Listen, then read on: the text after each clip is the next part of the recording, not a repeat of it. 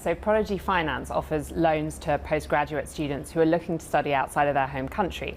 And predominantly that's not been a market that's been served before. A lot of banks pulled out of that after the financial crisis, and Prodigy Finance has stepped into that breach. And the way that we look at the world is thinking about a borderless credit model, so that we enable students to not have to worry about their credit history if they've never taken credit before, and focus purely on their future earnings potential. And what does this mean in terms of the types of degrees that students are pursuing, given that the amount of the loan and the creditworthiness is reflective of their earnings potential? Are we seeing this skew toward higher earning degrees, or MBAs, for example, which obviously are correlated to higher earnings? Yeah, absolutely. So Prodigy Finance started by loaning it just in the MBA space, but actually we've seen a lot of growth in the STEM space more recently. So computer science is now one of the largest degrees that we fund, alongside other things like advanced analytics, data science, that have really high earning potential afterwards. Just on your website, and there's an example of taking out a, say, a $45,000 loan over 7 years, and then it tells us up the APR rate, 8.2%. 8.2% in a market where we've got record low interest rates, virtually close to zero, sometimes negative in some countries. This is a huge margin that you're taking on the loans. If only it was.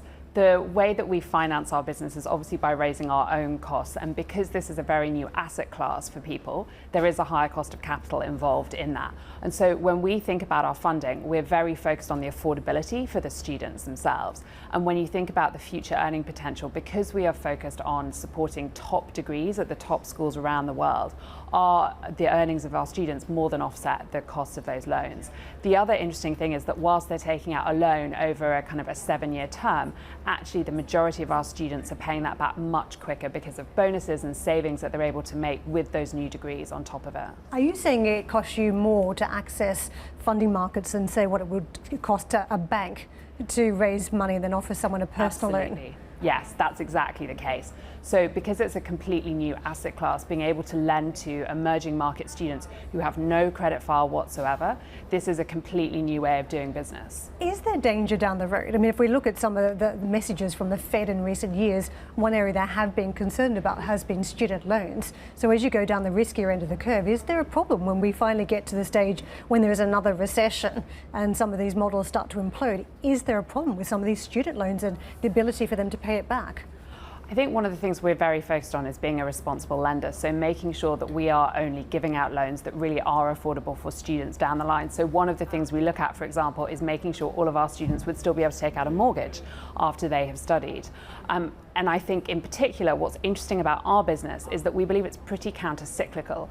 Because our borrowers have already proved that they're prepared to go overseas to study, actually what we've seen when crisis has hit in a certain market, Venezuela for example, is that our borrowers have been able to move and go to another country and get a great job.